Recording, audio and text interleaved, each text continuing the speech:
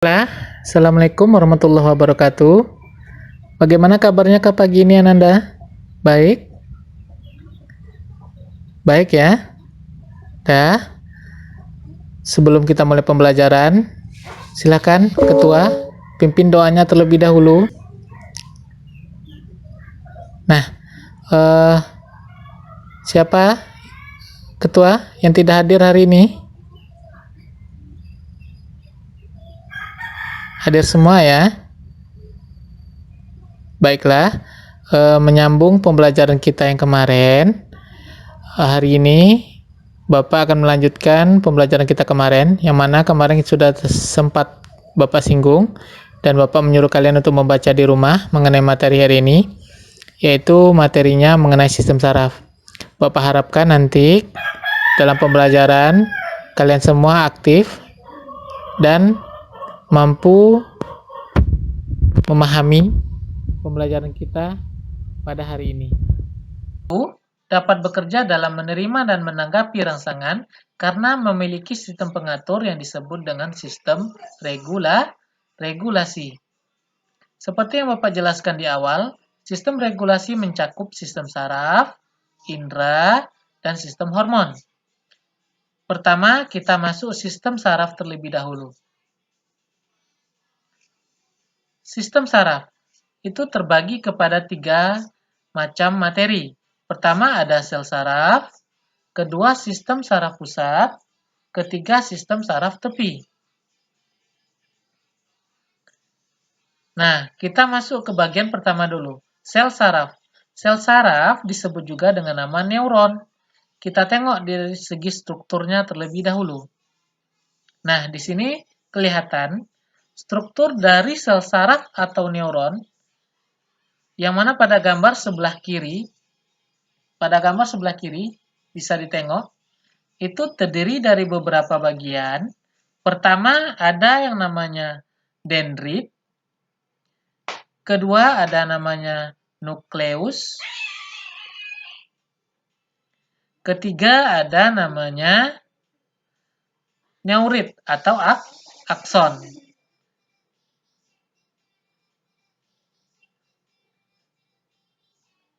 Nah, ini akson. Dendrit dan akson itu sama-sama merupakan tonjolan sitoplasma.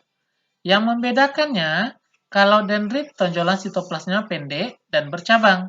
Sementara kalau neuroid atau akson, ini tonjolan sitoplasmanya panjang serta tidak bercabang.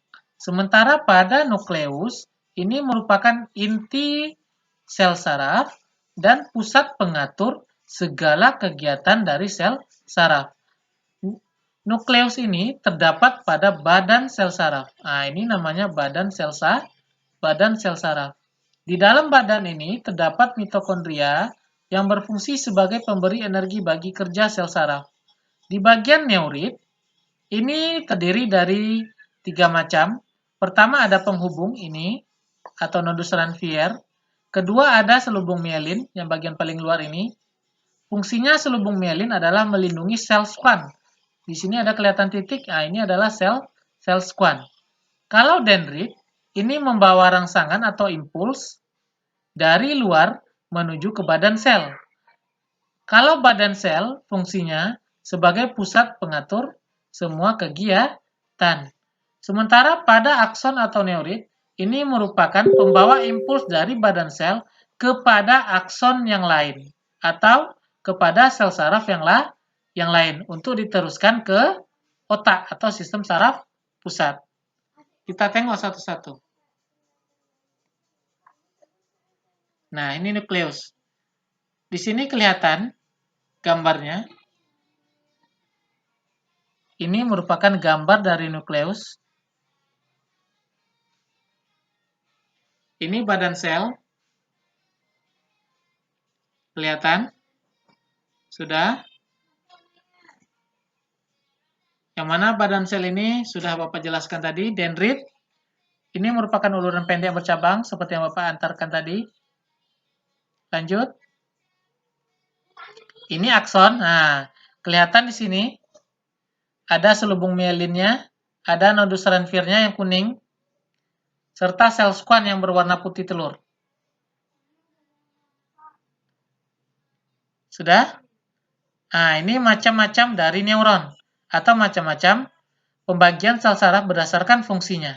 Pertama itu ada neuron sensorik, yang mana fungsinya menghantarkan impuls atau rangsangan saraf dari alat indera menuju ke saraf pusat. Saraf pusat ini ada dua, pertama ada otak dan kedua ada sumsum tulang belakang. Kedua ada neuron motorik, yang mana fungsinya membawa impuls dari otak atau sumsum tulang belakang menuju ke otot atau kelenjar tubuh untuk melakukan reaksi atau gerakan. Ketiga, itu ada neuron konektor atau neuron penghubung. Fungsinya meneruskan rangsangan dari neuron sensorik ke neuron motorik. Nah, di sini selain penghubung antara satu dengan yang lain, itu ada juga sinapsis. Sinapsis ini merupakan transmitter atau penghubung. Kenapa? Karena dia menghubungkan antara sel saraf satu dengan sel saraf yang lain. Kalian akan mempelajarinya lebih jauh nanti pada saat tingkatan yang lebih tinggi. Nah, kita tengok impuls saraf. Ini merupakan impuls saraf yang mana terjadi tegangan-tegangan listrik di sini. Makanya kita bisa terkena aliran listrik apabila kesentrum oleh listrik. Karena tubuh kita mengandung listrik. Kita masuk ke sistem indera. Nah, sistem indera ini seperti yang kalian ketahui, indera kita ada 5. Ada indera pengecap, yang mana organnya adalah lidah. Ada indera pembau. Ada indera pembau, itu hidung. Indera penglihatan, mata. Indera peraba, kulit. Indera pendengaran, telinga. Pertama, kita masuk ke indera pengecap terlebih dahulu.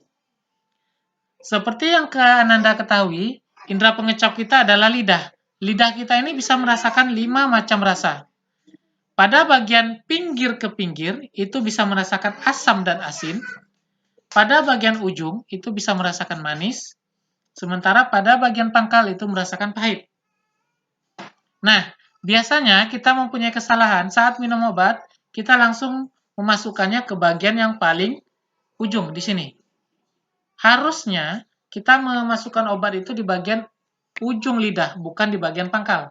Karena bagian ujung lidah merupakan perasa dari manis.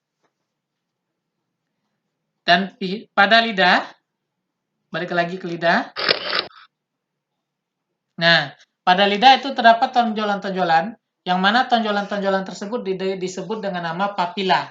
Jadi nanti kalau ada istilah papila, jangan sampai salah. Ya.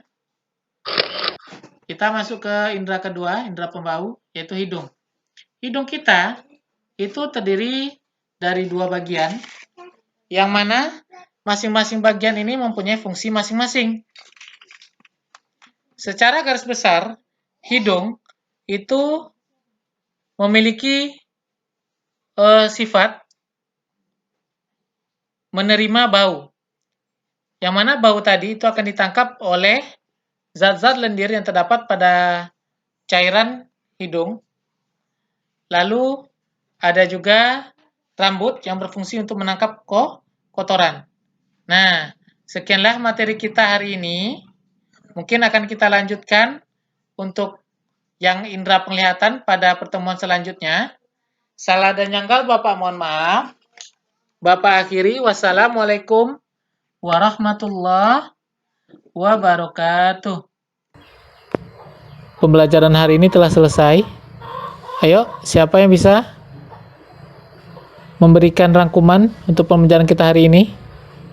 Tunjuk tangannya. Oke, bagus sekali ya rangkumannya. Nah, demikianlah pembelajaran kali ini. Salah dan janggalnya Bapak mohon maaf. Wassalamualaikum warahmatullahi wabarakatuh.